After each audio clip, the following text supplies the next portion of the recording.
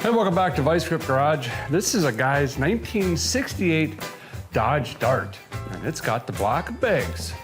That's right, it's been 440 swapped.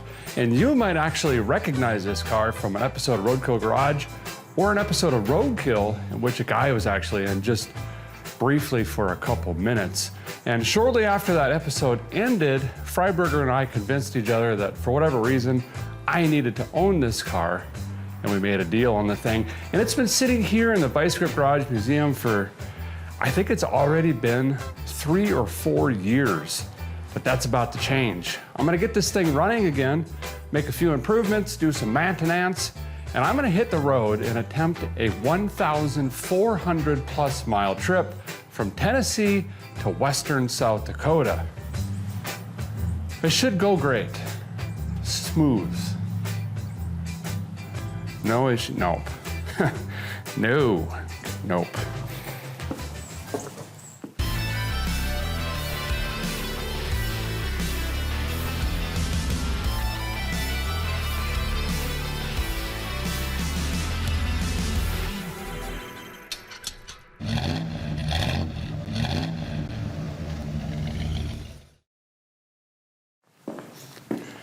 So as usual, gonna kind of share on what I know about the rig with you.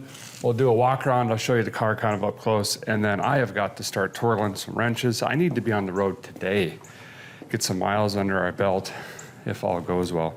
First of all, I wanna mention the Vice Grip Garage Museum is not open yet. There will be a big splash, an announcement when that happens. You will be disappointed if you drive here right now. It is closed, locked up, so keep that in mind, please. Right now we're under construction, and we have some cars in here that I care about, like the old Studebaker fire truck, the Ralaxy, a couple other things, just, you know, storage.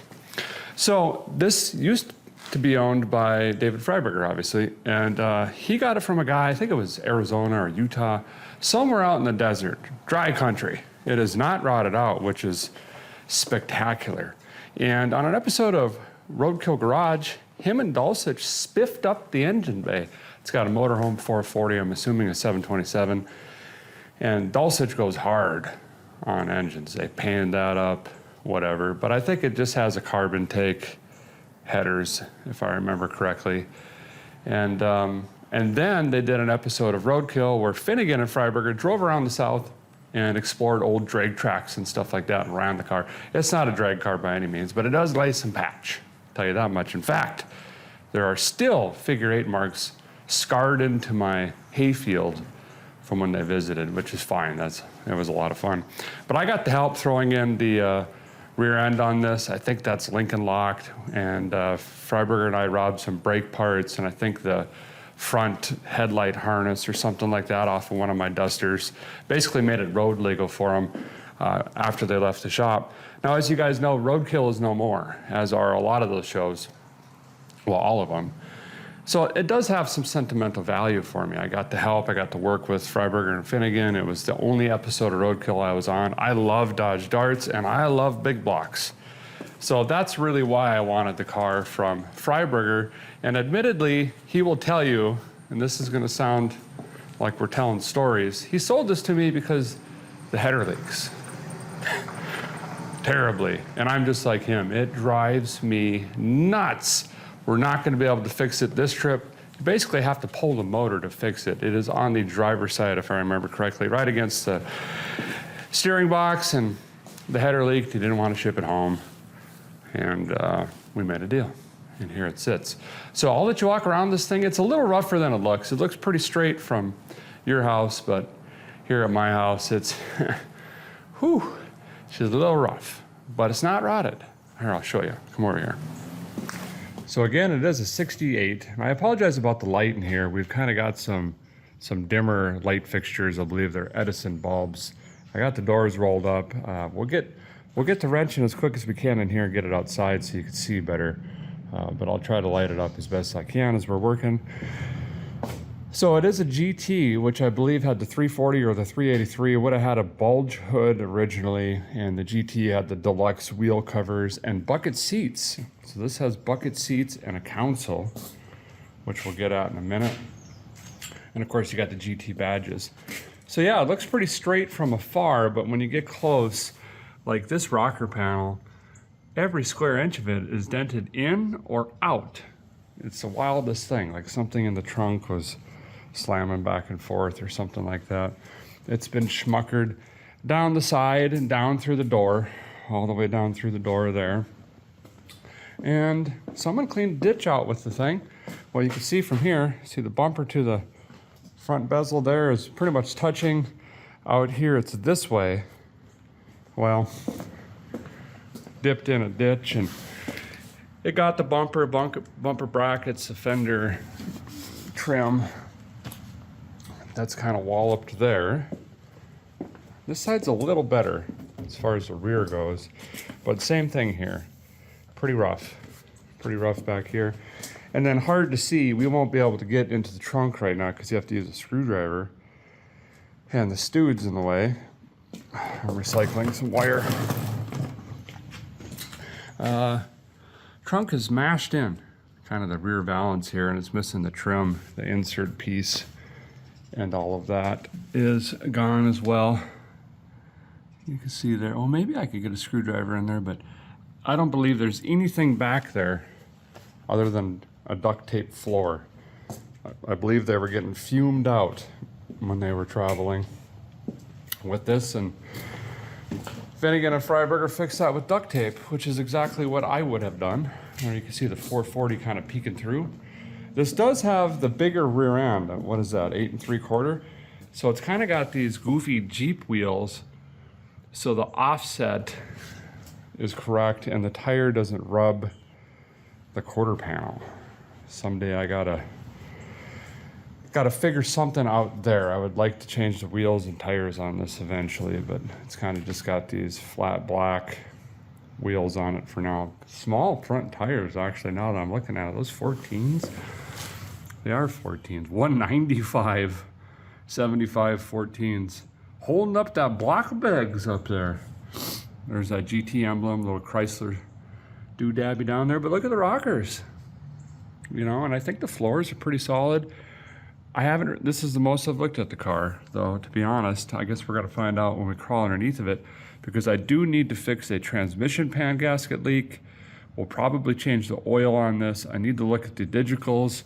We've got to swap in a new lightning cube. I think I need to wire up a digital choke. We might do that on the road, because like I said, we have got to get some miles down. I have no idea why that's in the, oh, it was protecting the glass from getting scratched. That's what I was doing there. Consumer Affairs approved. No date though. Well, let's get inside really quick. I'll show you what's going on there. You know, another one of the reasons this car is kind of still sitting here is it's kind of done. You know, air quote, done. I've contemplated doing something with this car since I got it, but Freiberger has kind of already done what I would do anyway. So here it sat. The interior is pretty much roached, but you know, what are you gonna do? Full interior? It's got sheepskin covers in there. I'll show you in a minute. I think I was gonna turn these into shelves or something in the museum eventually. Okay. Yep, just as there's my wrench. Been looking for this 1/2 inch forever. Okay, we got a bunch of ATF. That's just to move it around. We've been shuffling it. You pour it in, it pours right out. Another California plate. There's 13 of them on this car. Ooh, this one doesn't have an expiration sticker. We might need that. Okay, well, come in here and look at the, ooh, yeah. Slick, real nice. So again, the GT would have been the top of the line trim, so it would have had the fancy interior. And here you can see the GT on the door card. Oh yeah, Finnegan, look at that, 22, so it is three years, going on 4. Finnegan's signature there. Freiberger's is over on that door card, over there. But this would have been a really pretty interior. White, all white interior, would have had a white headliner. I'm not sure where the blue back came from. Obviously some other base dart or something like that. But console shift, important, very important. No carpet whatsoever. There's no key or anything like that. You can see the ballast resistor hanging and some switches and stuff like that. We'll have to figure that out. I'm sure one is on and then momentary or something like that. Basic gauges, so that's done. This plastic line is probably brittle and gonna snap on us, but we'll just get a copper line and throw that in our tools. There's a whole bunch of batteries. If I were to guess, these were for their microphones, actually. Ooh. These are pills for an MSD box. And the highest one is out of the package. So I think that's probably a 5800 rev limiter. We'll see if that's actually in there. Gaskets. What's this? Oh, that's cool. Old magazine or manual of some kind. Bunch of ATF. Again, this is from, oh, that one's got juice in it. That's from me trying to move this thing around. Clutches in a can. So I rebuilt the transmission already. That's good to know. But that's really it, guys. There's nothing in here, you know. We'll get you under the hood. That's where the magic is. Actually, let's air this out a little bit. It doesn't stink. It just smells like the museum. And the museum smells like, I don't know, old white pine wood, stuff like that. If you want to see more on this building and the construction of it, you can go over to Vice Grip Lodge, Lodge, and we do some other stuff over on that show, and you can catch up on this building and its construction. Ah, the signature Freiberger hood pin. It's the end of a bungee cord. We might get actual pins added to our list. Oh, it doesn't even have the thing. Ta-da! Shh, motorhome magic. But man, it is clean under here, which I really like. I like clean engine bays, but it's also minimalized. I mean, there's no heater hose, plumbing, or any wiring of any sort, really. Just bare bones. But I'll get you in here so you can look. This was cut, if I remember right, on Roadkill Garage to fit the radiator and all that stuff in here, all the water boiling stuff. But I did drive this car in here in 2022, so it shouldn't be too terrible, hopefully. And there we go. Got the direct connection. You know, Chrome, that's at least 11 HPs. Had a new charging whirler on it, new water boiler. It does have an intake there. Holly carb on that, but eventually we're gonna have to hook up the digital choke on this thing. This thing is a cold-blooded mule, and you have got to absolutely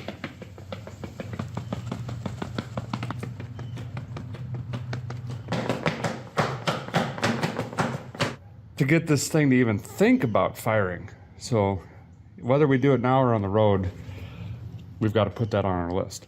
This is that header leak somewhere over here, and you can see why that's been postponed multiple times. UFTA and the May. It is a project. I think this side of the engine needs to be lifted up at minimum. Original color, beautiful.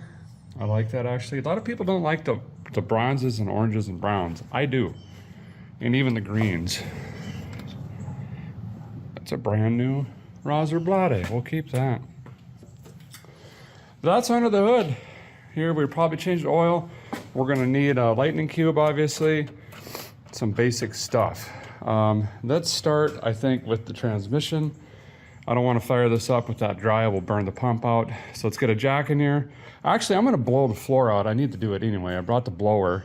Have it swept in here in a minute.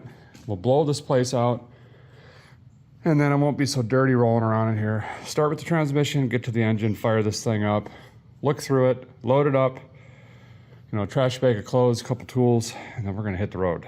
All right now. Ooh, a lot dirtier than I thought.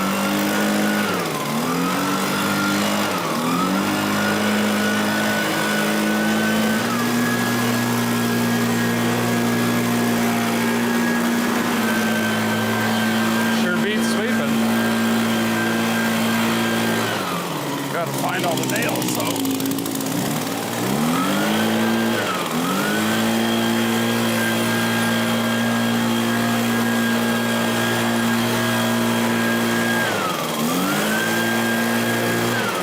This is all heavy overhead wire I was going to recycle too. Got to get that taken in.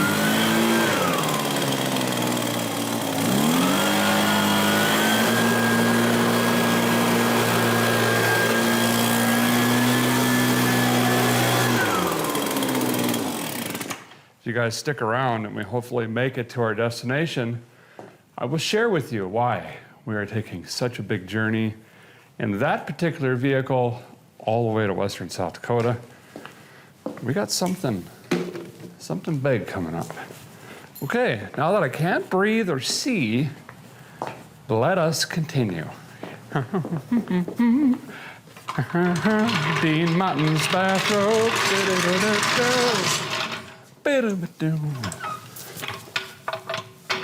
Okay. The grill on this is in great shape. It's just all the black insert stuff is worn out of it. But the guy spent 3 months with some tape and some rebuild black. Could potentially rebuild that. I think you can get these outers pretty easy, but not the inner side. I should see if I even have something to propolize this up on. Do I got any blocks or something? Help me. Help. I got one of these. Just enough to leave room for EMS to drag my body out. Can we go a little higher? Can we get it sketchier? There we go. That way a guy can get his belly in there. That's gonna want to sag, or twist, or bend. They're all six. Okay, now let's slam it down on that a little bit.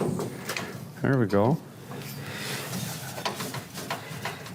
And the level of death isn't terrible. Okay, we get some cools.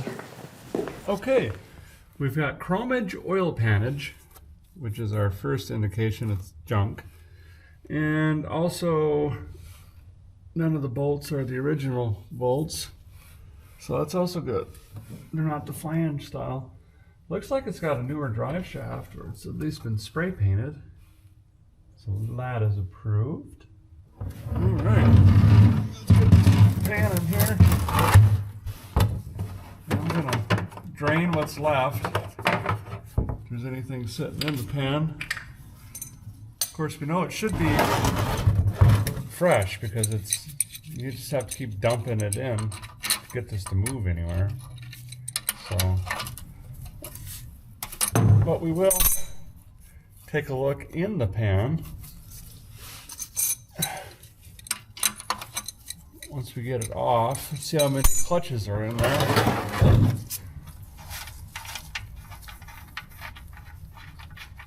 There we go. Boom.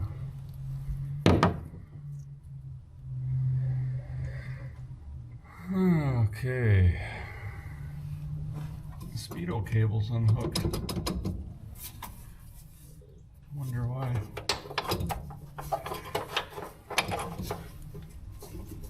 Maybe the dash was making a racket. There arose such a clatter from the instrument cluster batter. Boy, there was a lot of juice in there. Maybe it finally fixed itself. But based on all the floor spots, this is leaked. That can't be the case. Trying to get the speedo gear tied up. I don't know.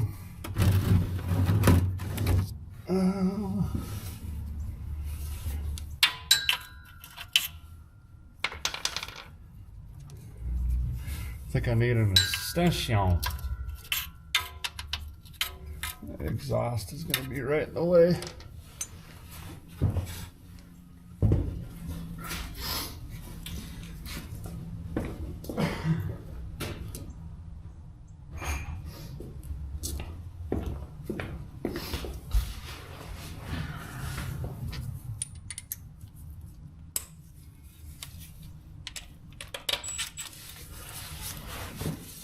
Okay.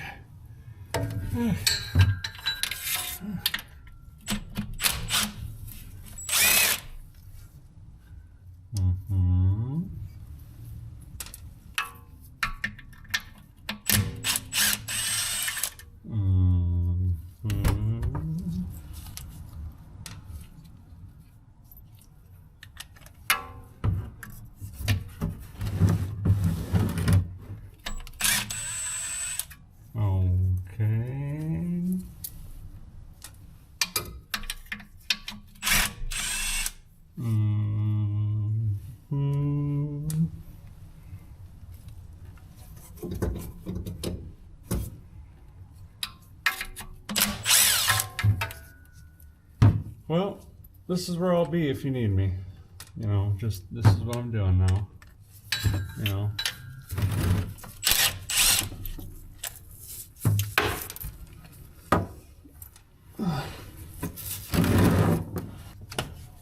Home stretch, I think.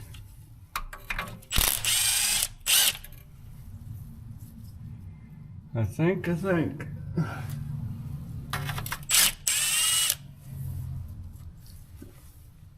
And this is where the real big mess happens.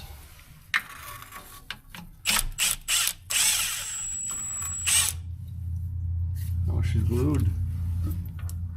Glued up there.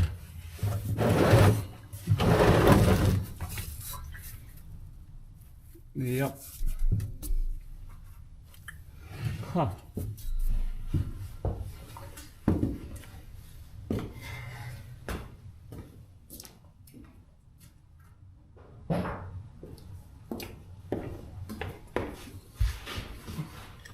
I command thee to be unglueth. How about now? Come, get off of there. Well, how could this be leaking if it's hermetically sealed? I don't understand this one.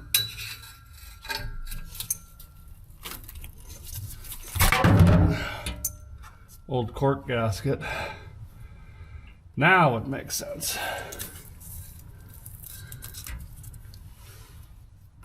Okay.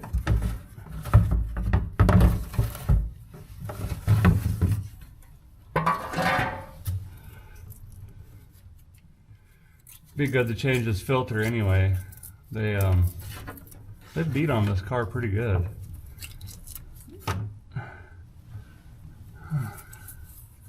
It looks clean. There's no beep boops in here. I don't see any grass or anything like that. There's some weird stuff in the filter. Plastic bags or something. Plastic. Huh. A few chunks. Let me get a rag and wipe that up. I'm gonna swap this filter out.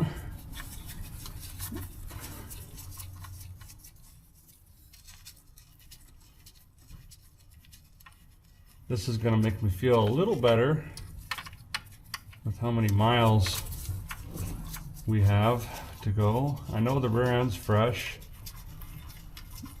and that's not leaking. This will be fresh.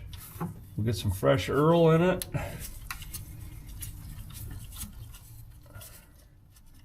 I think, I can't remember the rear end gear, but that's why we swapped it, was to go from something pretty aggressive to more of a highway gear.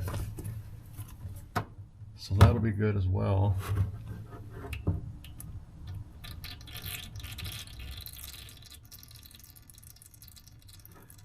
There's no seal there that just sits. Kind of weird.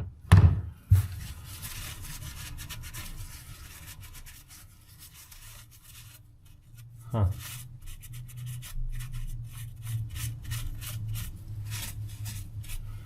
Okay. While that's out of the way, I'm going to use this rusty razor blade we found earlier on the cowl and clean up the mating surface. Get all that old cork off. We're going to go with a rubber gasket. I've had better luck with them personally. Okay, good enough for who it's for. And then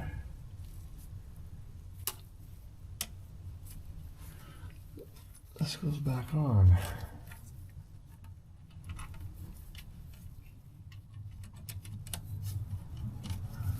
Is that right? Must be.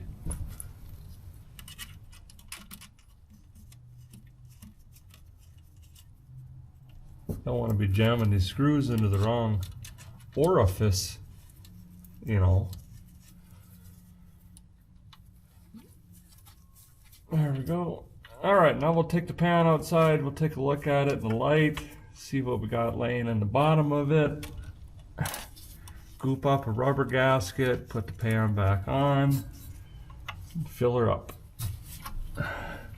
Hit snug. Hit snug. Hit snug.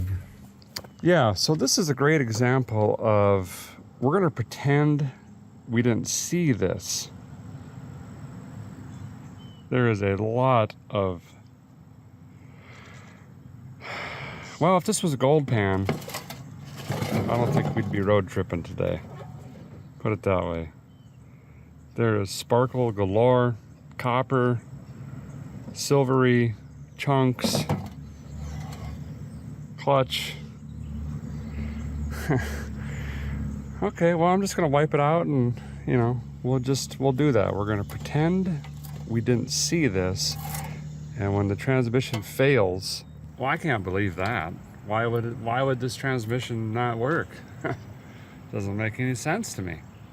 In all seriousness, though, I've seen significantly worse than this. We'll be all right. I've done a lot more with less. We'll just get all this material out of here. That'll at least be better for the shift machine. I'm gonna put a small film of room temperature vulcanization cream around the lip of this bad boy, and then we'll put our new rubber gasket on and hope that that ceases our leaking. You know, cars can have no mufflers, tires can go flat consistently, none of the dash stuff can work. Can't even have a key, that's fine. All that doesn't bother me. But if it drips transmission fluid, I can't have it. I just cannot have it.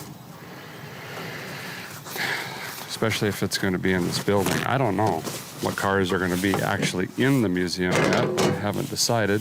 We'll probably rotate them, but I'm just saying as an example, we can't have cars puking stuff all over the floor. Or my driveway, you know. Lots of shiny pine. We got a nice early start again today, right when the sun was coming up. Basically, maximize our efficiencies. You know what to say, the old saying, the early worm hides from the birds.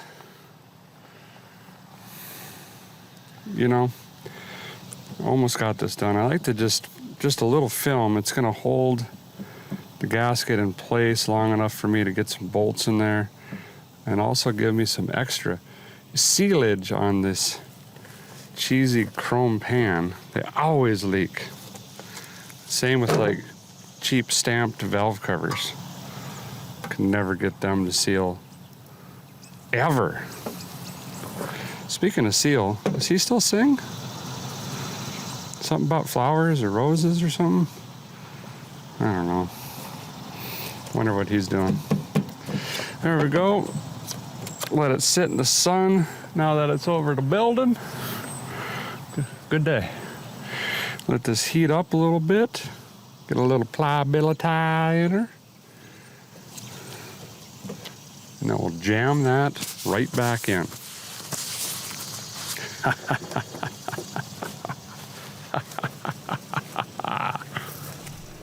Get some flanged bolts in here. Be a really great time to put the right hardware in. But yeah, let's not do that.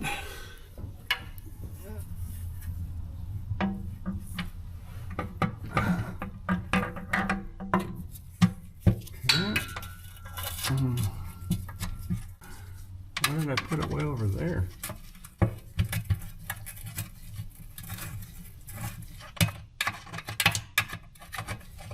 Time to get some shift juice back in it. I think we're gonna need probably 5 quarts. I think while I got it up in the air here, let's get some fresh oil in it and an oil filter as well. And then we could throw a lightning cube in this thing, bark it off. I would like to get 300-400 miles down today still. That would be nice. Remind me to forget to test the headlights, tail lights, stuff like that. We got to take a plate off of one of the vehicles here that looks the besterest. You know, stuff and things.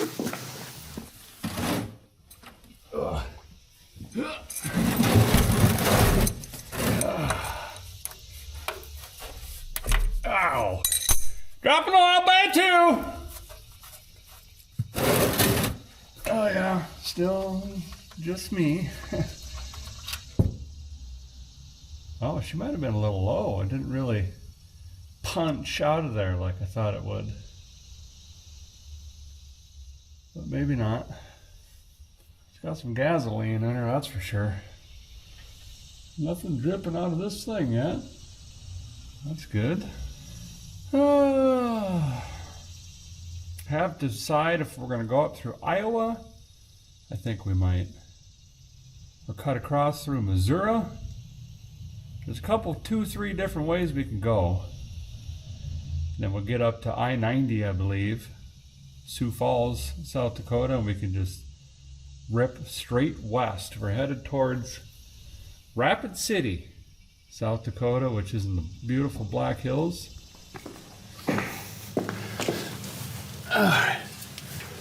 Get this old filter out. Oh wow, empty. Drain back on that. Hasn't built oil pressure in a long time. We'll be putting the wicks back in it. Standard Wicks oil filter. Lubing up the O-ring, and I am going to try to get a little bit of juice in that bad boy so we're not cranking this dry. Difficulty there is the filter goes on sideways. So you gotta be like a ninja getting these on.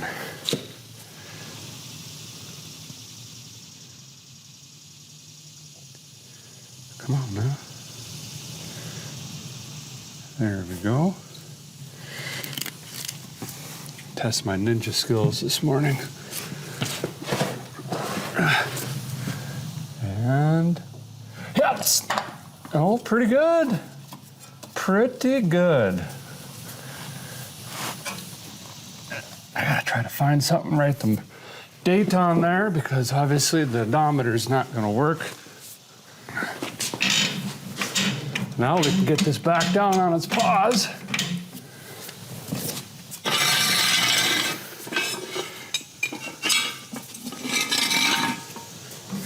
Come on down. There we go. And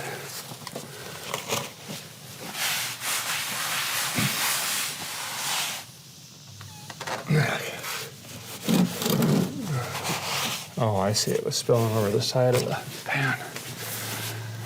All right, top side. Top side by 2. Someday, someone's gonna jump out and startle me. This is gonna take forever. I found the oil filler, which was just a breather, but it's got a baffle in here. So I'm gonna have to hold the funnel and then slowly feed this thing oil. Using the Valvoline VR1. Racing and classic car oil. This stuff's got a high level of zinc and phosphorus. Excellent for flat tappet cams. Let's see how fast this is gonna go. Yeah, gonna be here a while. Boy, it's almost Christmas time. Listen, we're closer than not, okay? Oh boy. Get comfortable. That Studebaker needs an engine. Block is cracked, unfortunately. And it's got, if I remember right, it's sleeved or something. It's been a long time. But I didn't want the roof getting more rotted. It's all made of wood, you know, the A-pillars and all of that stuff. So we sat her in here. I'm cramping. I'm getting a cramp. Ow. Locking up.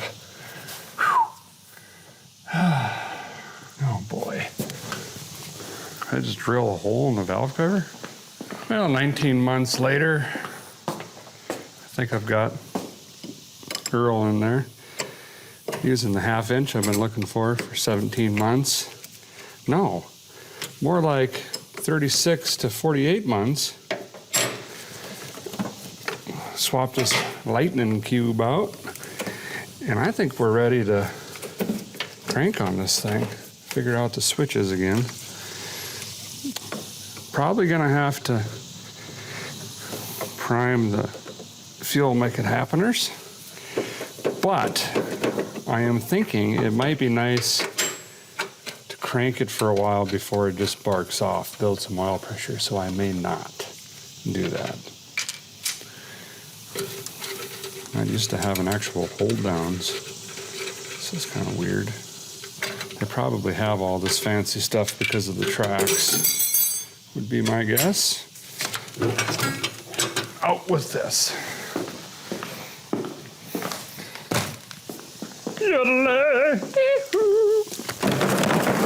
Come here, you little devil. I need your help. You know, these 440s need a very special battery. No, they don't. They just need a go handle. Was gonna go with the cheapest, but we need the CCAs to get this block of bigs spinning. So I think this is the, oh yeah, this is the extreme. So how do you run these?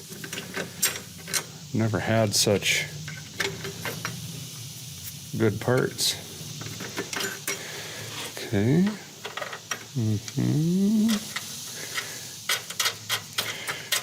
Oh, I should probably run and get, we're gonna need a fuel jug anyway. We probably might have to splash some fuel in here. Whatever's in here is undoubtedly bad. Seems like gasoline used to sit for a decade, more. Now, I think the report is like 2 months, and it's bad. Oh, no fires. I don't hear sizzling.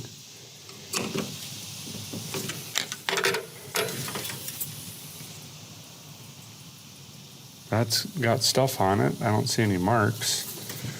Tell us what's what. So, full. Okay, there we go. Well, let's see if this thing will make some noise. Again, I'm not gonna prime it so we can crank it, build some oil pressure, hopefully. Park.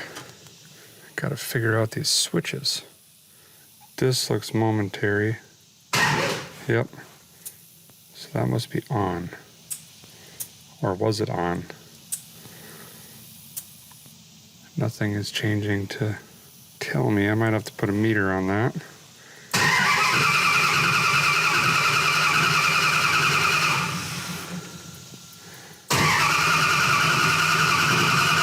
Come on.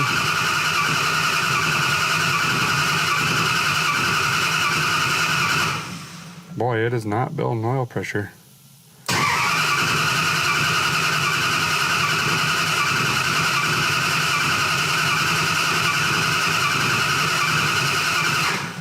Well, that is weird and not good. This is why I didn't want it to fire off.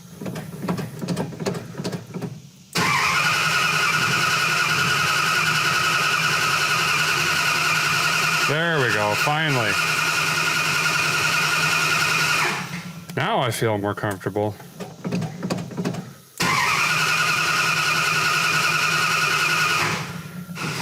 Well, let's go ahead and prime it now. This thing is hard starting. Do I have, oh, I got some back here. Maybe. Ha! Just enough for the old weed whacker. Now we'll prime this up. It's starting to get fuel in the front bowl, but it does not, it looks like deck stain, to be honest. We'll give her a shot of fresh fuel. Big old splash. Down the yap. It should fire. We can flip that toggle switch back and forth so we can figure out what's what. All right, let's try it again. Feel better now that we got some oil pressure. Come on and bring the thunders.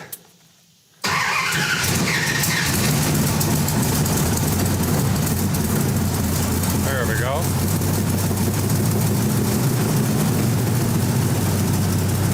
I don't know why, but it sounds like it has a cam in it, but I'm pretty positive it does not. Oh, we got a headlight. Or is that both?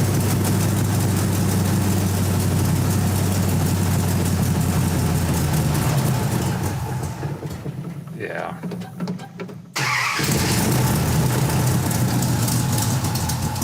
Oh, for heaven's sake.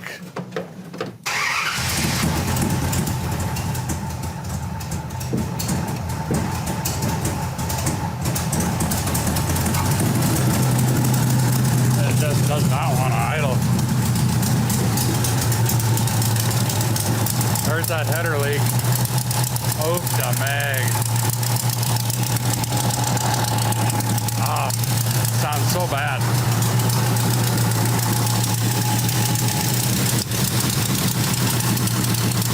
Got juice. Let's check the shift machine.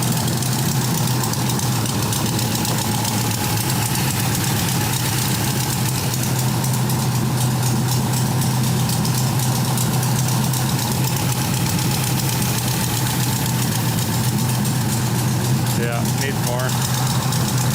Very surprised. No. Okay. Oh, getting gassed out. Can't see.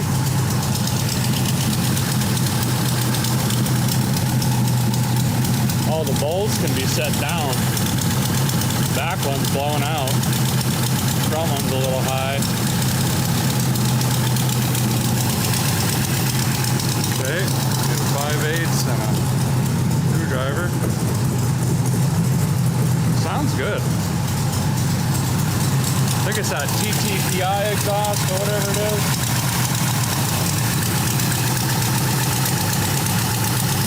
I'm going to manually run the squirter in the back so we can use up the fuel in that bowl.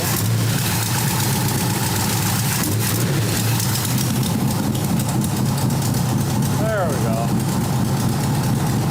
About halfway.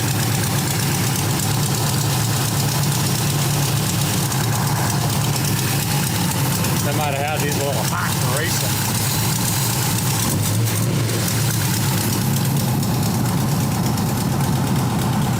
Rocking the car to see the level.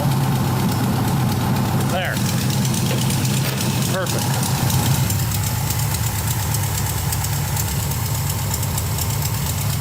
Do some final fluid checks here, and then we'll work it out of the building. Top this off and we'll throw it in the back seat, you know, because 440s never overheat.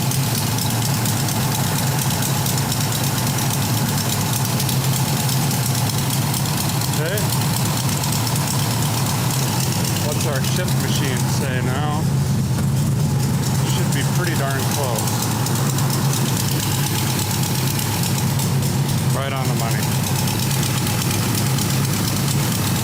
Now the challenge of getting it out of here. I don't know if we're going to do the forward-backward dance or what. Oh, Freiberger was right. That header gasket is terrible.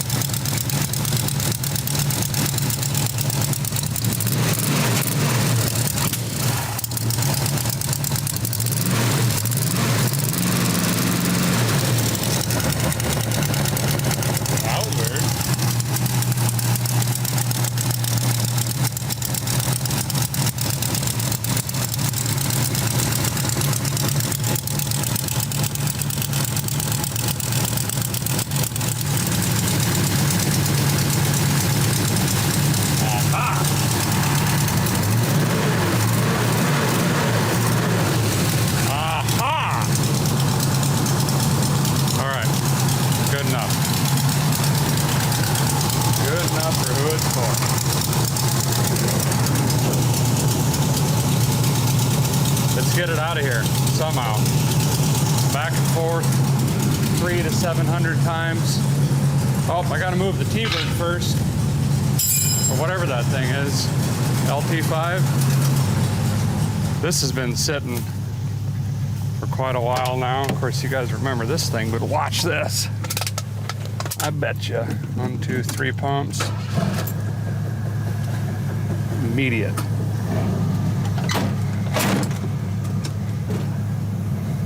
This out of the way.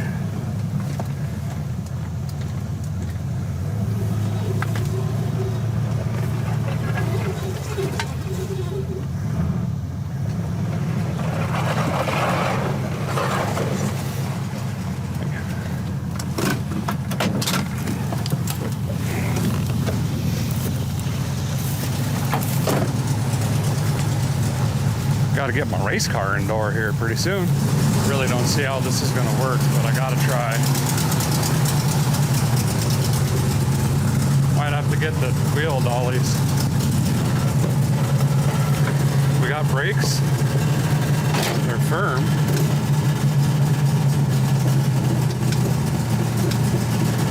Oh boy. Transmission wasn't very transmission-y there.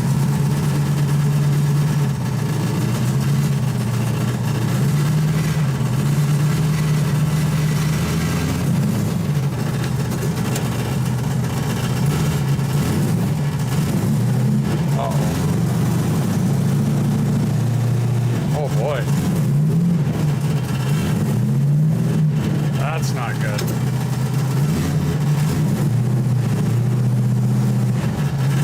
Is there a big stall converter in this, or are we just slipping?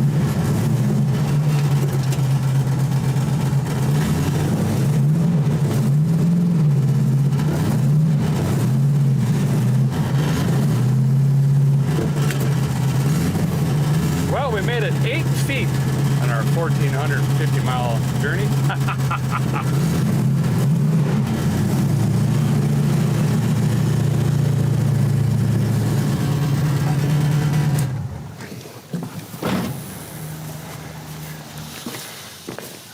Okay, already hot and doesn't want to move. So, shut the lights off, hit the road. I'm gonna back my truck in here, throw some tools in that rig, check the shift juice again. Maybe now that I cycled the gears, we can get a little bit more in. Should maybe call Freiberger, see if they put a torque converter in that thing. I can't remember. And then we're just gonna jam it on the road. What else are we gonna do? We'll figure it out on the way, I guess. Just packing up here. I finally got the trunk open with the screwdriver and we scored big time. Check this out. Yes, we got 2 brand new ET Street Slicks, never used. We've got fire extinguisher, new shocks in the box, bunch of fluids, a fuel jug, we need that, electric fan, looks like they're probably getting hot too. Valve cover gaskets, zip ties. This is fantastic. I think I'm gonna get the tires out. And fan relay kit. And we'll organize what's in here. They obviously got everything in here for a road trip, basically. Man. Rain-X. Okay. All right. Wire? Look at that. Fittings. Wow. It's a nice little go bag. So let me organize this trunk space, get Blackjack back in the building, and then we are out of here. Well, I think this is what we're gonna run with. I've got extra fuel line. They had a meter in here. Keep that. They had a voltage regulator, ignition module. Looks like they were running the VR1 as well, so we got a couple extra cords. I'm throwing in a clicky clacky, some bracketry. There's a wiper. We'll stop and get those just so we don't ruin the glass. Shocks. I don't know why we would need that, but we'll leave it in here. I'm going to throw this in the front seat. I'm going to throw this in the back seat. We'll fill it up. And my cooler. We're good.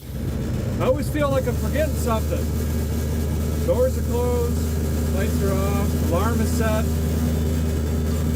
I guess we're good to go. I don't know.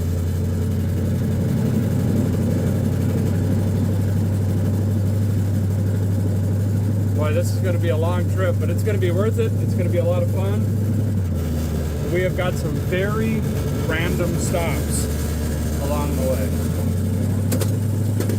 Here we go. Shift. There. Huh. Just quit. A lot of gas. I don't know. I really don't. This thing does have a high stall in it. It's got to. We're gonna say it does. It's hot. Well, not hot. 210. We're gonna stop by O'Reilly, get some hood pins. Everything else was in the trunk.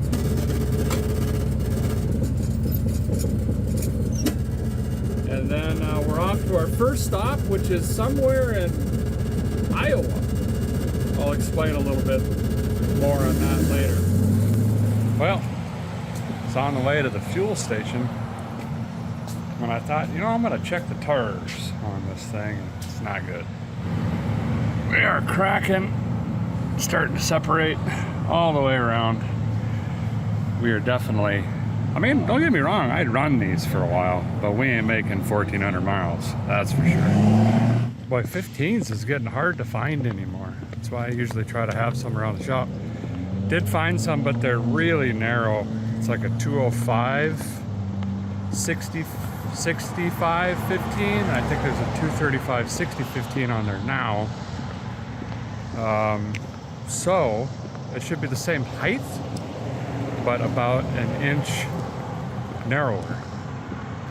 Yeah, my old dirt track car is sitting down here. See the orange one? Haha. Anyway, I'm gonna go grab some groceries while they're doing that quick, get that out of the way. Still gotta stop at O'Reilly.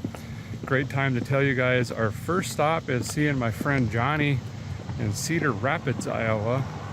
Guy's gonna get some more artwork done on my right arm. You guys are gonna see it anyway, so I'll take you with. We're gonna swing in there. He's the only guy that does portraits for me. He does fantastic. And it's worth the 2.5 hour detour or whatever it ends up being, but that's our first big stop. And we might bump into Chad, not Chad or the other Chad or Chad, but Iowa Chad, and see what he's up to as well. Well, the guy's back, and we got the Master Craftises on there. Sure, that'll work. Filling up here.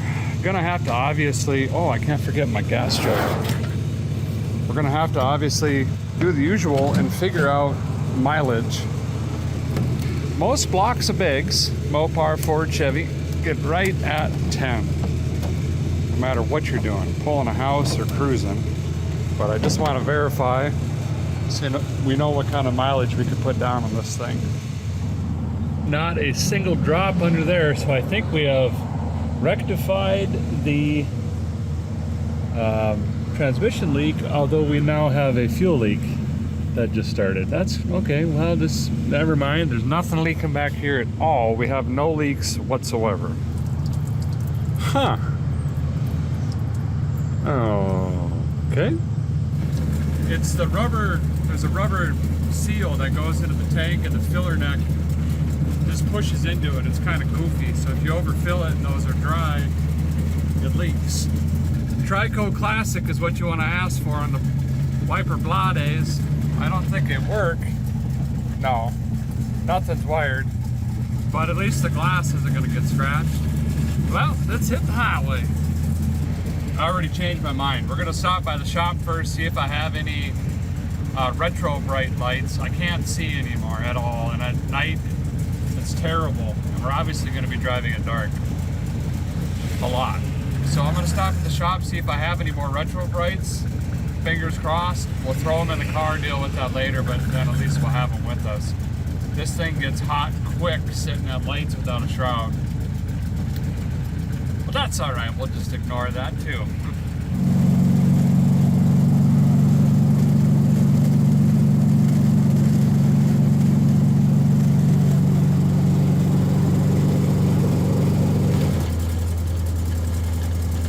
Well, the guys made it to the carport, or shop. Got two major issues here, and in either order, doesn't matter. One, I can't keep this thing cool. It immediately goes to 230. If I find the right RPM and wind speed and everything else, I can maybe get it down to 210. Randomly, it'll go to 190 and then it'll shoot right back up again. That's gonna be an issue. We're gonna burn this thing down before we even get there. Two, if you can see my eyes, I am fumed out. The gas fumes are just obnoxious. I don't know if I have time to even think about fixing that. And also whatever mufflers are on them, there's a drone, and it's hard to explain, but it tickles my brain, if that makes sense. It's like the perfect frequency or something where it's just driving me nuts. But again, I don't think I have time to go through the exhaust. We just got to try to keep this thing cool. So I'm going to zap in a digital fan really quick. Probably going to wire in a US and the B charger, and maybe get a tach working. The tach doesn't work in there. Don't have a speedometer, but if you could figure out GPS where you're at on the tach, close enough. You know what I mean? So a little bit more work yet. Boy, we're going to be leaving super late, probably dark. Have to drive all through the night, get caught back up, but sometimes that's just the way it goes. Well, got some changes in here. We have a working tach, which will be nice. The light is burnt out in there though. Got my chargers for my TomToms, so that's all taken care of. This is my fan switch now. Out here, a guy went ahead and cleaned this up a little bit. It's just so pretty. I don't know what, I think that's what you do with shiny stuff, is you rub a rag on it or whatever. So I did that, and that's the tach wire we ran. These are our fan wires. I left the service connections in there. This is a 10-inch pusher. I found the part number because I was looking at this going, whoa, ain't nothing gonna fit in there. But this 10-inch pusher, I don't know that it's gonna do much, but sitting in traffic and stuff, I don't know. Maybe that's gonna help. Little bit-ish or good or better. Gonna go ahead and put some fuel in while I'm here. Then I'm gonna stop and, make sure I'm still married and see my kids for a couple minutes. I think on this trip we're gone 11 to 13 days in a row. So it'd be nice to see them for a few minutes. It's so late in the day anyway, it doesn't really matter. And we're gonna be peeling out around 6 to 7:30, something like that. See how far we can get tonight. I want to try to get, well, we have about 600 miles to our first stop. Our goal anyway. So we'll see what happens.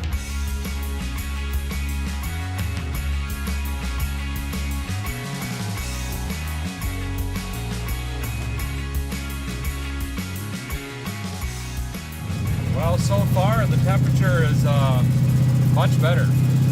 I just got the fan running wide open. I can live with that. I'm happy with 200.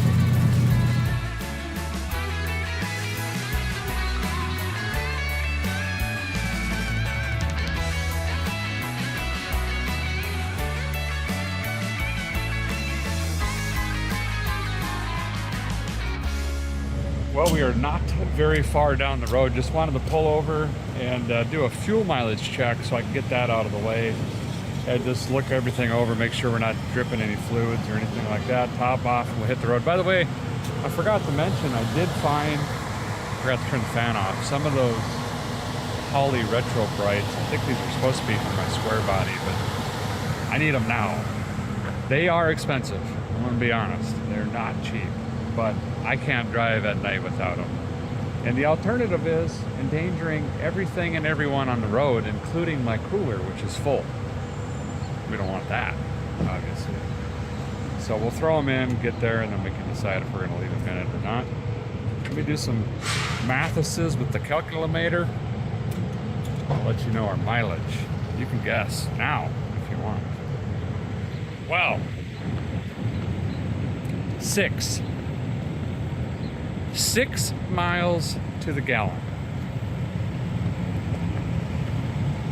That's gonna make things interesting. Also, now that I have a tach, 3,000 RPM at 62 miles per hour. That's terrible. That is.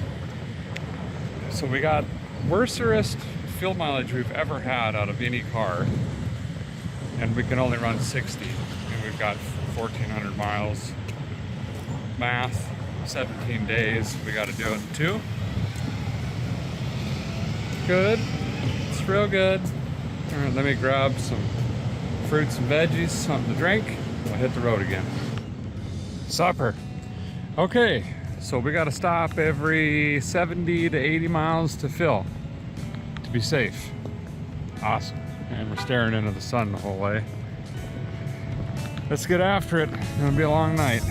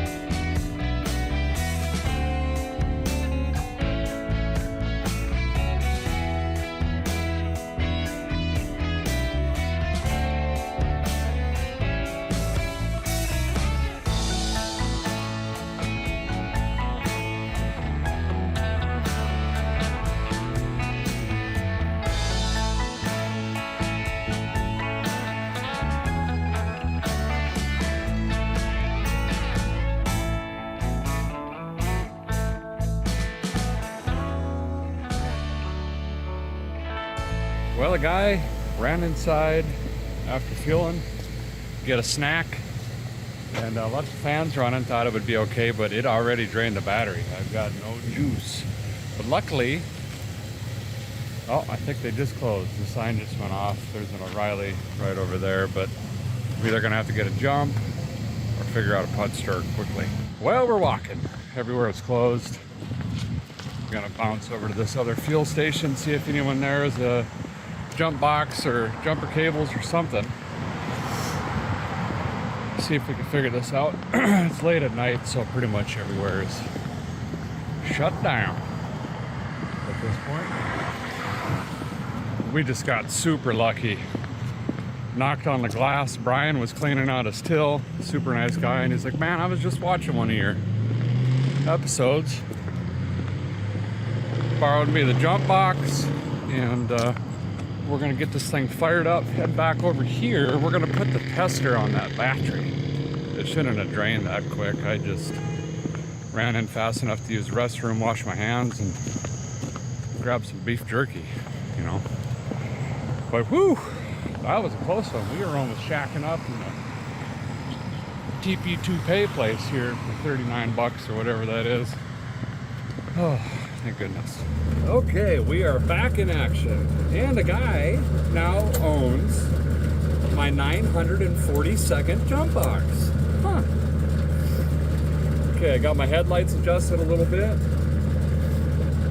Seems to be charging. We still have many hours to go.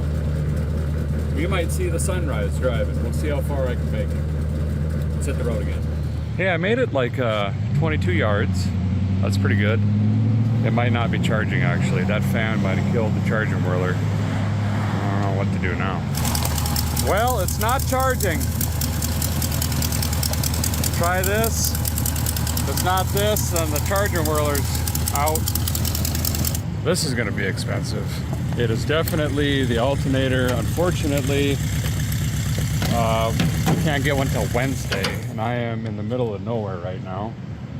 So, about the only thing I can do to get us through the night is buy a bunch of batteries, which I'm sure we'll use eventually on projects, but Moses, sandals. So I'm gonna buy 3 of these, throw them in the trunk. We'll see how far we can get on that, and eventually I'm just gonna have to get a motel. Try to land hopefully around St. Louis. They should have more parts stores there. Figure it out in the morning, I guess. Kind of the plan. See what happens. Well, unfortunately, just had to call my buddy Johnny and let him know I'm not going to make it to Cedar Rapids. I'm so far behind right now. I have to be in Rapid City by Monday because I have an appointment for something coming up that's big that you guys will know about here pretty soon. So I can't sacrifice the time to go north and then, you know, 4 or 5 hours doing a tattoo and then get in the car and try to get there. So we're gonna nurse this thing on a bank of batteries, try to get through St. Louis, see how far I can push it tonight. I want to try to end up around St. Louis because it's a better chance for me to actually find an alternator throughout different resources and part stores. And then I think it's like, I'm not sure off the top of my head, between 1,000 and 1,100 miles. No, that can't be right. That's where I'm at now, I think. Anyway, it's like 10 to 11 hours, I think is what I'm saying. I'm getting tired. From there to western South Dakota, and I think we can do that in a day if we really push it. So let's see how far we can get on a battery before we lose ignition, essentially. I'm glad we put in them LED headlights. That'll help us. Get rocking.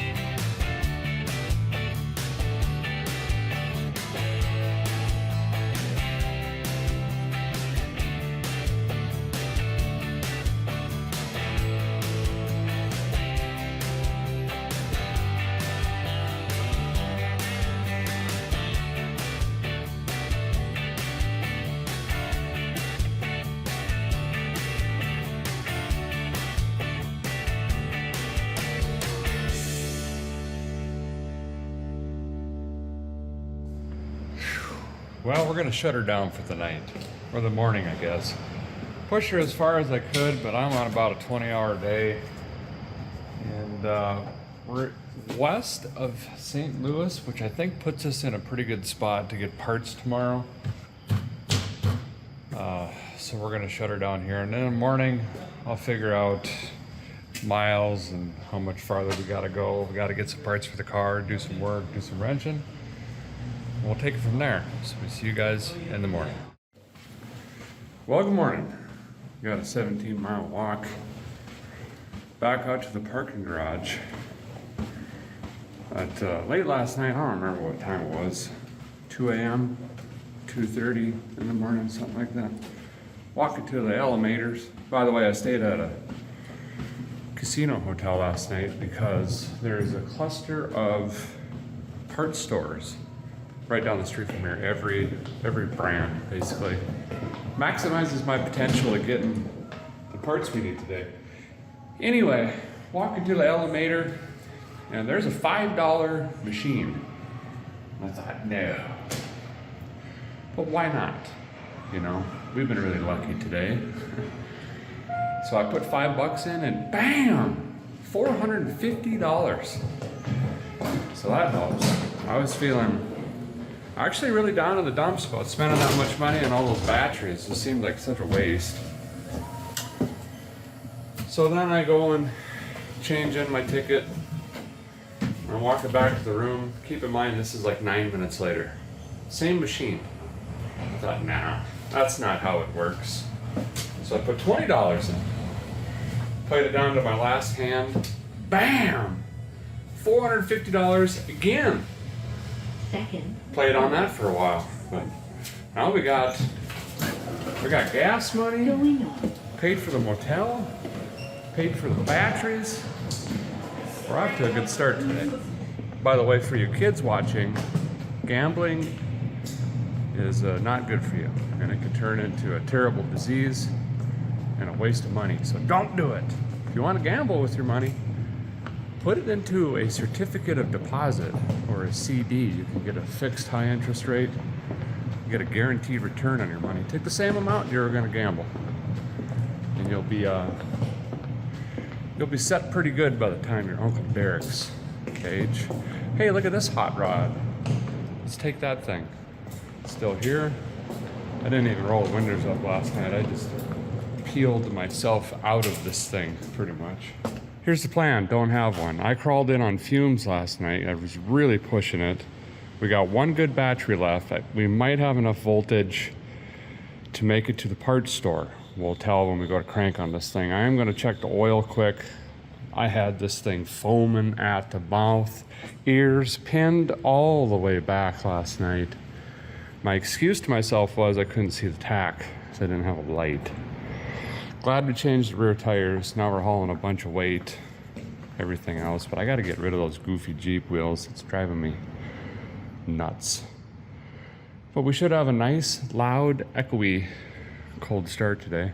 Cooler's still here, which is great. My flannel is still here, which is fantastic. We might need this running in the evenings.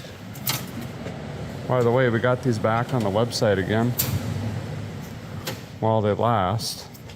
They're all custom, every part of them stitched on the inside, the buttons on the outside.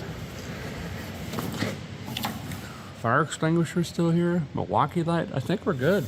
We wasn't robbed. I'll be dipped. It's the valley of batteries. Okay. If I remember right, this doesn't even have slashes on it. See, there's something on the stick. I don't know what it means though. I think when we stop today, I might just put one quart in. There's no way it didn't burn at least one quart. Right? We should probably clean this up. I just clicked through that other one in last night. Trouble and the shooting. So basically running this small electric fan pretty much just burnt up this new, well, remanufactured charging whirler, which does have a part number on it. I believe it's R111599 Alpha. It's a 60 amp charging whirler. commonly found like a 75 RAM charger or something like that. What's weird about it is there's only 6 light bulbs that were running on this. 2 side marker lights and 2 1157s in the back and this fan. So there's no way it was running more than, well, and the coil. So call it 25 amps. And that thing just burnt up. So I don't need a 140 or a 120. We're just gonna have to run this fan intermittently or hopefully find a new one. I did find one, I should say. It's at O'Reilly. I don't know if it's a reman or a new one is what I'm getting at. So we're gonna crawl over there, see what that thing is, replace it. I'm gonna get a meter because the one in the trunk was bad last night. Had to borrow one. And then we gotta put down some big miles. Sioux City, Iowa is our goal today. Yep. By the way, although dazed, confused, and half asleep yesterday, last night, this morning, I wasn't wrong. We are, call it, just very shy of 1,000 miles still to our destination. So, we didn't really do much yesterday other than fart around and break down. We've got to put some wind beneath our wings today. See what happens. I wonder what Ellen Jackson is doing, by the way. I don't know. Let's see if this starts. You know how it is when it's cold. Oh, that's not going to be good. Yeah, whatever battery's left, we're eating it right now. Gotta keep it running.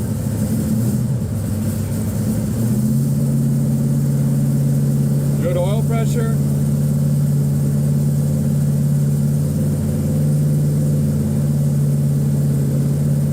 Well, we'll get this out of the way. Dump some fuel on the ground, in the tank. And then we'll make our way to the parts store. All right, we got us a charger whirler. Had to get some mitts because the engine's now 758,000 degrees. I'm leaking fuel at this angle, so I'm just trying to get in the shade over here, but I'm gonna get her up over there in that angle. So we stopped dumping fuel everywhere. Popped this in the parking lot because the other charger whirler, the old one, has a cord, and I just want to return it right now. And I'm also going to see if I can return one of these batteries. Potentially, maybe. Wouldn't that be nice? It would. Okay.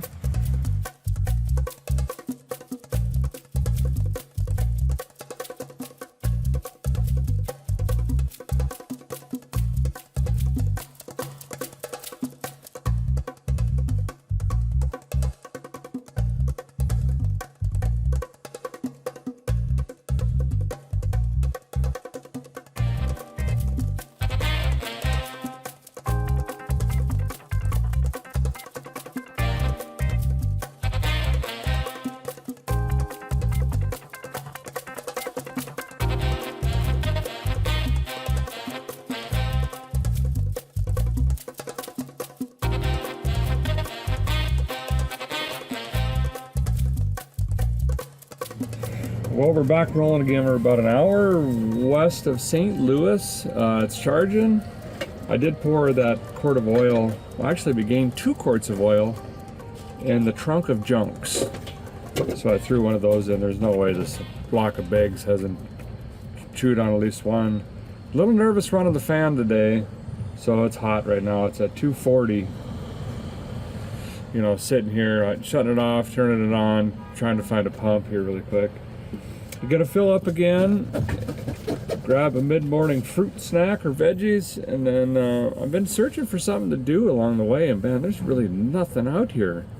Going west and then up towards Sioux City, but if I find something cool, I'll be sure to dip in there. But so far so good. Knock on wood, we won't have any other major issues. Fuel mileage for some reason is getting better, which maybe my foot's staying out of it a little bit more. We'll see. I've got the process down now. I do the math on how many gallons I should have used. I get close, and then I'll do about a half a gallon, and then stop and wait. When I first see a couple drops, I'm good. rather than letting the pump click it off, is that essentially the whole filler neck needs to leak out. And we don't need that. It's too expensive to be dumping on the ground. And someone said it might not be good. The other thing that helps is the old dart parking. They teach you this when you get your license for one of these Mopars. And that'll get to, you know, the angle for the inlet so it doesn't drip either. So that's pretty good. We did puke a little bit of coolant out, but I don't think it's enough to worry about at the moment. So we'll just pretend that didn't happen.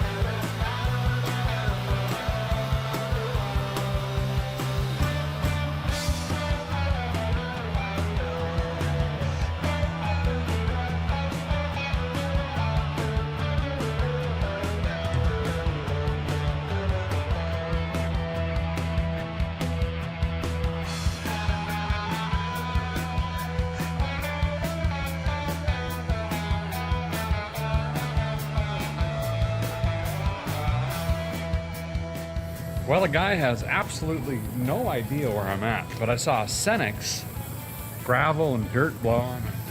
It reminded me of home back in North Dakota. Some corn back here, so I just swung in. Betty's store. Sounds pretty good to me. So you're going to be really surprised to learn that the was new then rebuilt charger boiler is not charging now too. Man, it's getting hard to just get something work, you know. Thankfully, we're traveling during the day. I'm down to 12 volts. I got the multimeter plugged into the dash stuff. We're not running headlights or anything else. So basically, the only thing pulling any sort of power right now is the coil, which is a very small draw. So we're just going to keep on rolling like this. If I could find a new one somewhere, now that I have the part number, I can start looking for interchangeability. Or we just keep ignoring it and throwing in batteries until we get there. I haven't quite decided yet. Anywho, it's going to fill up. It seems to be running great still. No other issues. Started thinking about wheel bearings and all the stuff you shouldn't when you have a lot of time on your hands.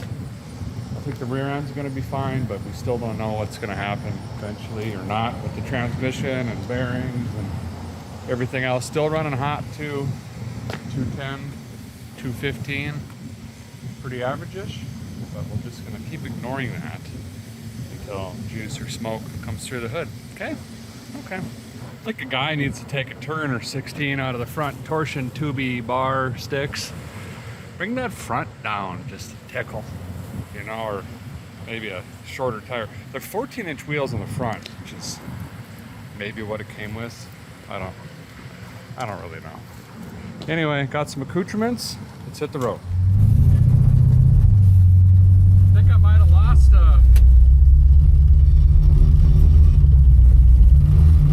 wheel weight. Some weird shaking on my back tire there.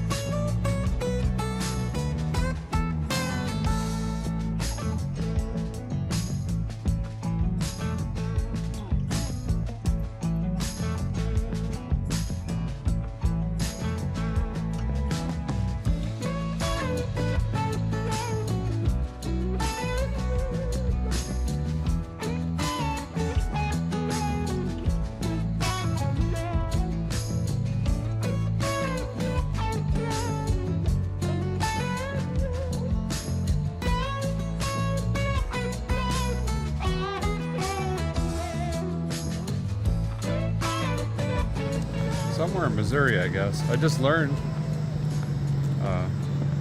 Subscriber just swung in. We had a good chat.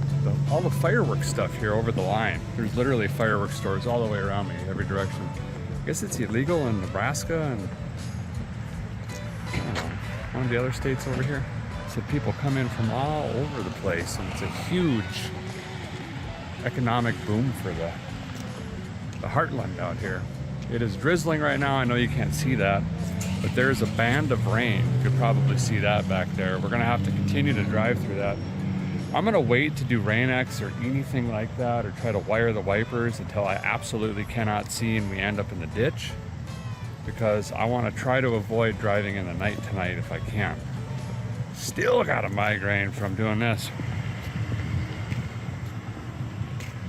You know, trying to see, and then for some reason, Mopar's got to have a hood scoop the size of a trash can lid, so you can't see over that. It's just, let's try to avoid that. But everything else is going good. Topped off, car's staying cool because it's getting cooler out. Let's keep rocking.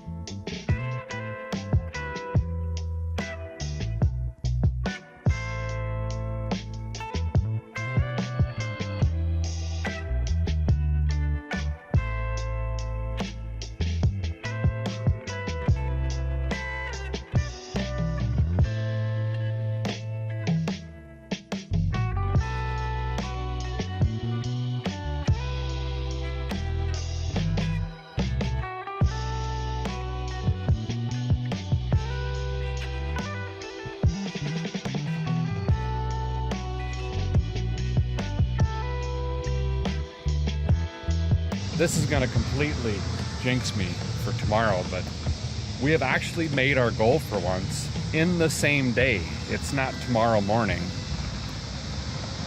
It's late evening. I'm not really sure what, there's like people around, there's cars still driving, restaurants are open. This is weird for me. Not quite sure what to do. Actually, I do have a tremendous amount of work to do on the computer box. I gotta find some AOL cards, get linked up to the sky. And tomorrow we have our final big push. We're gonna go from Sioux City up through Sioux Falls, South Dakota, through Mitchell, Chamberlain, you know, the Corn Palace. And then we'll finally get to our target, and then I can reveal, if we successfully make it on time, why it is we're doing what we're doing. Well, there's a big primary reason, but also you got to involve hot rods, right? Which is this hot rod here. Got to find my flat screwdriver so I can get the trunk, get my luggage, go get checked in. We will see you guys in the morning. I think I am gonna go try to find some buffalo.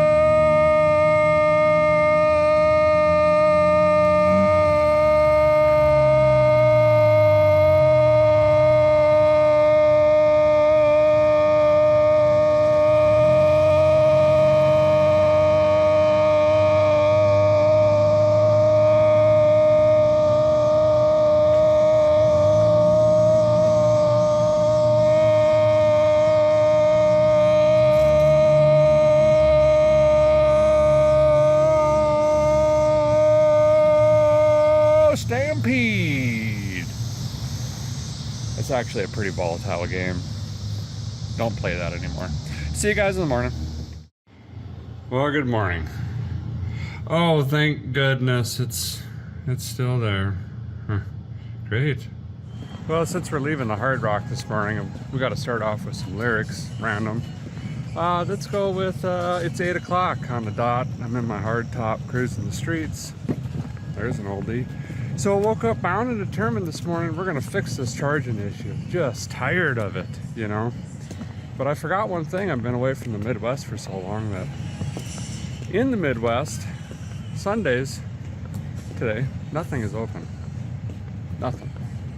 It's a time for God, family, friends, and equipment maintenance. The important stuff. And I searched and searched and searched. I was going to try to get a different brand. The wiring is so simple on this Mopar charging system. You can't, that's not messed up. We know it's not the voltage regulator. It's got to be the charger whirler. But no luck. So first thing this morning, hot battery change. I got one left, might get us there. We've passed everything but gas stations so far. Waiting for the other shoe to drop. But today, the one thing that is open is the Murdo Auto Museum. But it's more than just autos. I believe I've taken you there before in the past. It's more of a planes, trains, and automobiles. He's got tractors, buildings, a little bit of everything. Your horn's blowing, sir. Yeah. And we're gonna swing in there and see what's changed. He's always moving stuff through there. That'll be fun. Kind of halfway today. And then the final push into the Black Hills. And if we make it before dark, we might try to overheat this significantly, get up in the hills a little bit. I got some really cool roads and scenic views and things that we can maybe try out. So let's keep the pedal down today. We're gonna do some back roads today, cut across instead of going up to Sioux Falls. I think we're gonna kind of go up through the reservation. You know, that way there's definitely no parts stores or fuel stations. And then add a little bit of time, but at least it's scenic and it's back roads and we're not just pinning the ears back on this thing trying to keep up with traffic. Ooh, yeah. We are using the Earls, so I'm gonna throw in that other quart. And speaking of Earl, I wonder what he's doing. Also, we got something going on over here. Must be this valve cover. Might try to snug that up. Throw some oil on this. Swap out the battery, which I've started already. And fire this up. We'll hit the road again. So a little update here on the morning maintenance. Cleaned up all this oil in here, or most of it anyway. Put a quart of oil in it. That's the 2 free quarts. We're out now of our free oil that came in the trunk. Cleaned up the valve cover, tightened up the hardware on this. This was loose, and then there's Phillips that were kind of loose on the bottom too. So got that snugged up. And got the battery swapped over, so now we got 12.4 volts starting the day. That's pretty good. Swapped in the old voltage regulator because if it wasn't broke, well, I fixed it and put that one in. Then I got thinking, let's just go ahead and just triple check. I mean, these just run over to there. The power is just a big circuit that comes back to the positive, not the sad guy, in the system. And then basically there's one big wire running into the car, which is this guy, and that's what's powering the switch for the ignition and the starter switch and the ballast resistors inside. I mean, that's really all the wiring there is in this car. It's pretty much just like a go-kart. That's it. I spliced into it.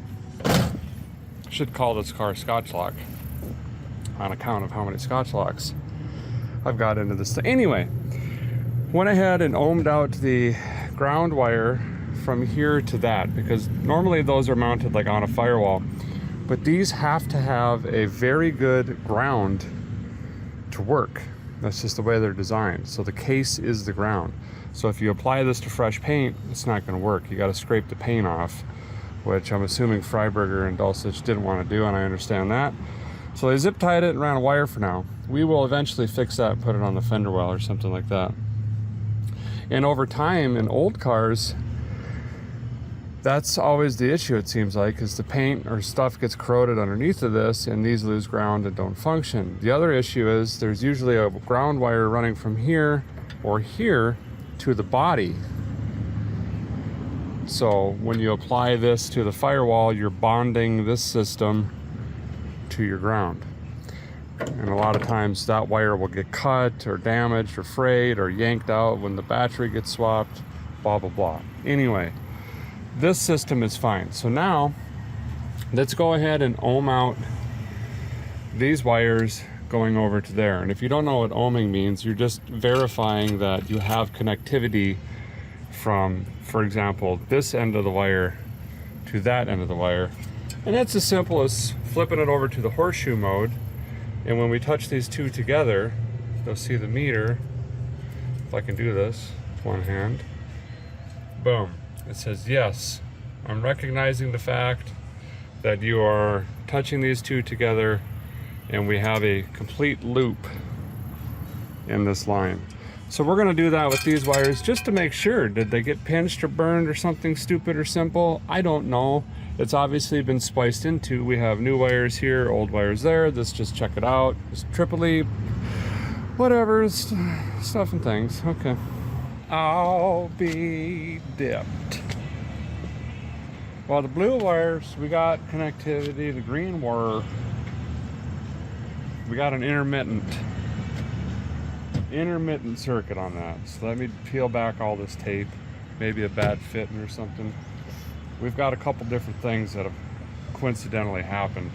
Lost the charger whirler, but at the same time, we got a connection or something failing. Let me peel that away for a couple minutes, see what I can find here. Well, a guy was able to find an issue. This green wire off of the voltage regulator, which would make sense. We were chasing that after we replaced the charger whirler. Wasn't getting continuity. So replace that with this brown wire, which is now linked in up here, and tested it and we're good there. Don't know why. This is one of life's mysteries, but either this fitting failed, which was done correctly, or the fitting in here, which was even shrink wrapped, failed. But you can see where I tested it. I was getting continuity here before the fittings, but not to here. So fingers crossed, that might have solved our entire charging issue. Let me fire it up, do the 17-minute Michael Jackson on that thing, get it to where it'll idle, which will be about lunchtime, and then we'll put the meter on the battery over here and see if we're shooting some voltages. Be nice if we are, because then we can actually start running the fan again, which means going through the Black Hills is much more likely.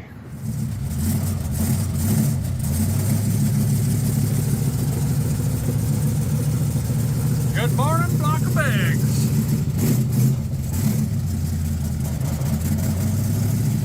Yep, nothing to write home about. Still got that weak charger whirler. They put out like 2 volts higher than where the battery's at.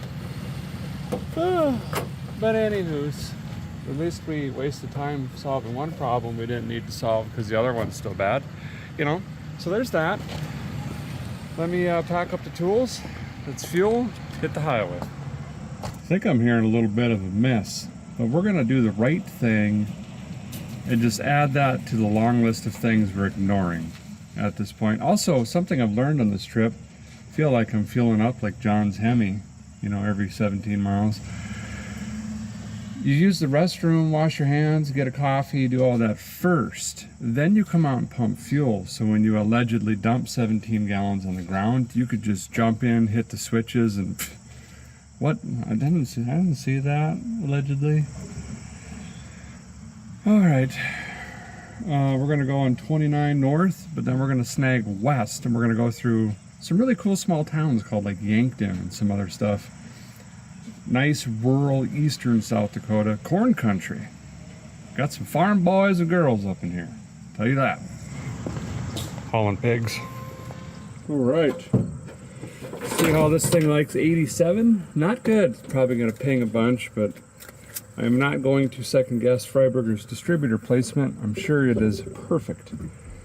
Vacuum Advance isn't hooked up, but that probably just means it's locked out. You know what I mean? It's that way for a reason. We're gonna leave her be. Let's hit the road. Yep. Yep. Yep.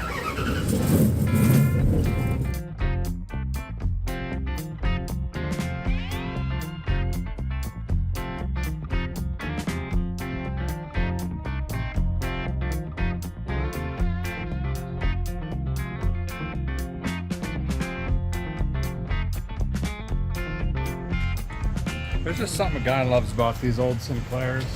See the dyno? My daddy had a Sinclair station when I was younger. I promise I don't gamble this much. Like honestly, I don't. But We was up a little bit from the other night, and there's a Keno machine inside the door. And bam, $1,000.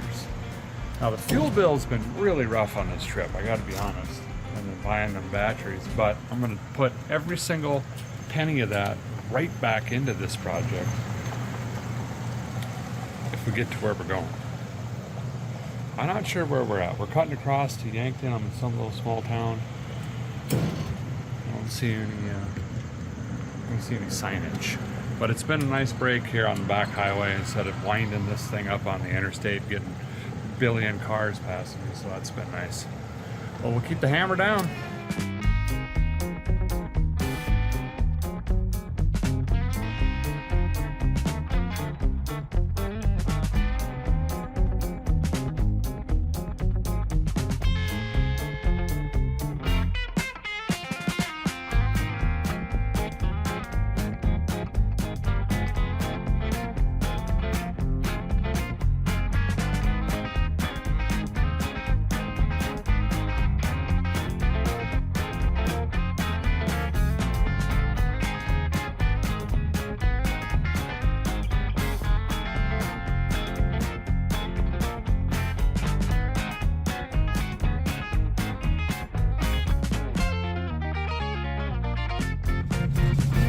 Got us another Sinclair. This is the Plankton stop. It's kind of funny, I have a very poor memory, but I do remember where I break down and fix things. And years back, I'm not even sure how many, I guess, this is where we worked on the Buick LeSabre. It boiled over right here. And then I drove around back and put a fuel filter in it when we were heading east from South Dakota. But we're making pretty decent time. I think we're gonna have to do one more fuel stop before we get into Murdo. And I think they close at 4, so hopefully we'll make it in time. We'll get to walk around that and check out what they got.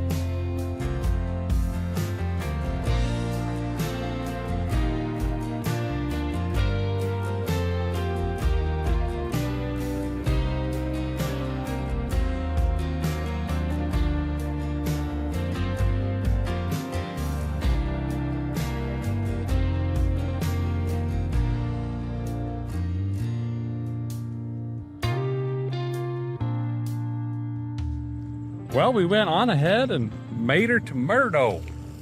This is where the Pioneer Auto Museum is. And so pretty much all these buildings down to the corner. And then he's got a bunch of buildings in the back that go all the way back there. And this guy's always buying, selling, flipping. I've got some friends that have some cars in here as well. So I know the inventory rotates, so I always like to swing in when I come through this area. And I also like to support any museum, not just auto museums. So let's go in here and take a walk around, see what kind of cool stuff we can find. Here's the map. We're gonna start in here. We'll work our way down. We're gonna exit, go down through these buildings. These are full of cars. There's some equipment here. And then we'll work our way back up through there.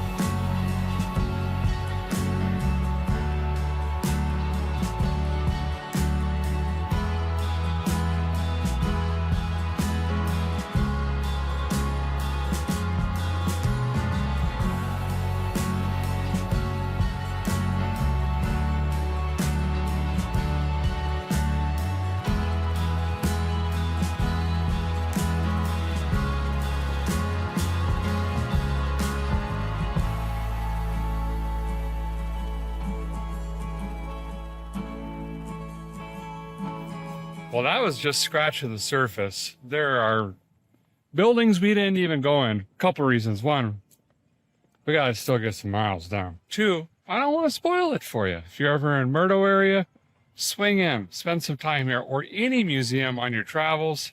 Please consider taking an hour, or if you don't have the time, drop a couple bucks in their jar. Just imagine the upkeep. The tires and batteries. Makes my head hurt even thinking about it. Saw a few friends' vehicles in there. That's pretty awesome. They're doing some maintenance, fixing up some of the buildings. The owner, Dave, unfortunately passed away. I believe it was May of last year. And they're keeping it going, though. 1954, I think, he started this off. This is Dave down here. And it was on, of course, you know that feller. It's on American Pickers.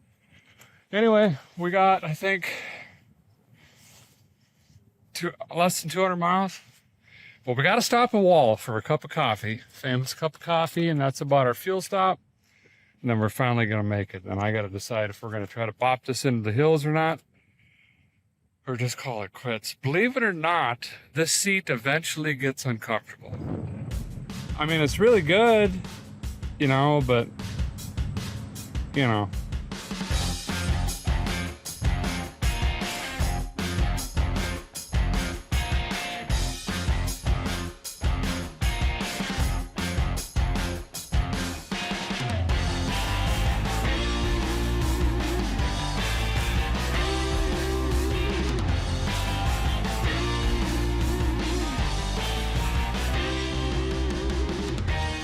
Well, we made it to Wall, South Dakota, where Wall Drug Store has been here since 1931. Now, I don't know a ton about this store specifically, but I'll give you what I do know. First of all, it saved this little town. Wall Drug used to have, I think, 300 some residents, and the original owner actually called Wall, South Dakota, godforsaken. I mean, it was the Great Depression, dusty, dirty economy. It was terrible. And they vowed to give it 5 years of business just to see what could potentially happen. They actually used to live in the back of the original store with their first child, I think, Bill, with nothing but a blanket separating them from their living quarters, essentially, and the store itself. And a few years in, they were still just struggling and suffering. When the wife said, I got an idea, you know, all these people traveling by, they're on the highway, but they're not stopping. She said, you know what they need or want is refreshment, something to drink. So they whipped up some free ice water, and there's a sign right there that still says it. And sure enough, people started coming in by the droves, saved the business, town started booming, so on and so forth. Now, during tourist season, which is a thing out here in western South Dakota, you have basically in the summer, Black Hills, Mount Rushmore, Sturgis Motorcycle Rally. They claim to get 22,000 people through those doors a day.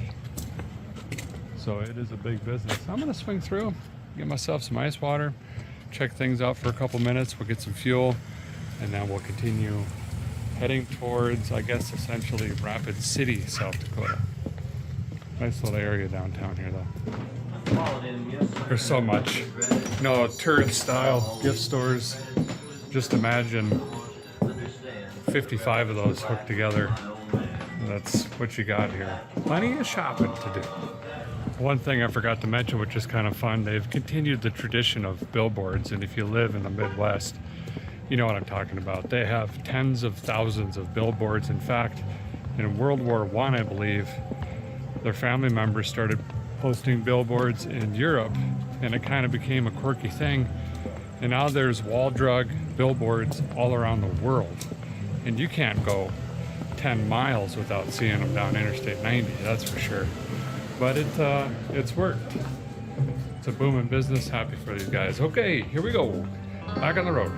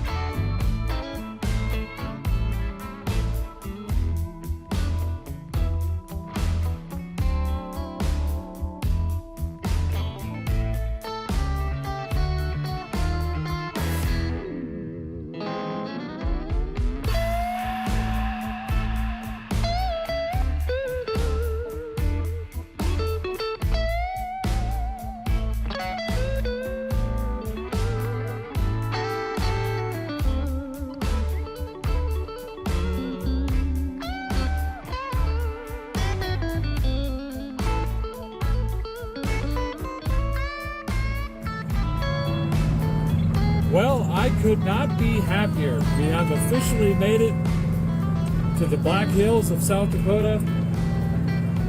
What a trip this has been. A lot of miles. I gotta be honest.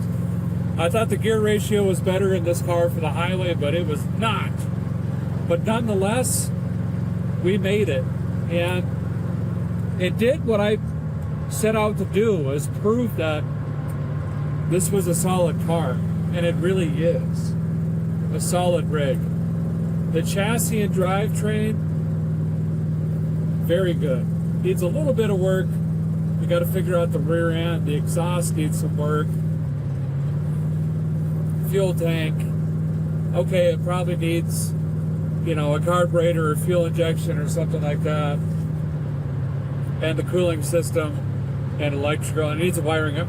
Anyway, what I'm saying is the car made it from Tennessee all the way to western South Dakota. And I told myself if it would do that, being it's such a solid car, the reason we are here and we arrived on time is this is too good of a car to park, sit up, put in the trees, sit in a warehouse. You guys have been asking for another one for a long time. We are going to go full restoration on this Dodge Dart. Big block's going to stay, and I am here to kick it off with auto body and paint. And I've got some friends here in town willing to help. I've got some family willing to help. We're going to try to knock this out very, very quickly. And I've got some other stuff that I'm going to try to handle while I'm here in town as well. So that's why the trip. That's why we're here. Appreciate you guys being patient and hanging in there. I'm actually really looking forward to this. We've done Ford restorations. We've done Chevrolet restorations. We've never done a Mopar. I think this is the car to do it. And I'm talking bumper to bumper, but we're not going to go crazy. It's not open checkbook. It's real life restoration. What can we do? Saving here and there, reusing what we can, keeping it practical and simple. And at the end of it, we should have a really nice Dodge Dart. Now we need your help. Let me know what you think. Should we continue with the original color, which is in the engine bay? Should we keep the white interior? Should we put the vinyl roof back on? Put it down there in the comments. Let me know what you guys think. I want you involved, obviously.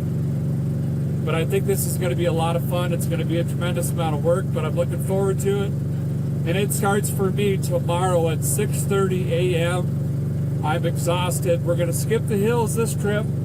But don't worry, I bought 2 more vehicles while I was in town already. So we'll have more hills trips coming up. Appreciate you guys so very much. This has been an epic trip. I had a tremendous amount of fun. Thank you for your time. If you're not subscribed, think about doing that. Hit the button. I'm going to eat supper, go see family, and pass out. We'll see you next Friday with some paint work. Oh, it's going to be a lot of work. Great.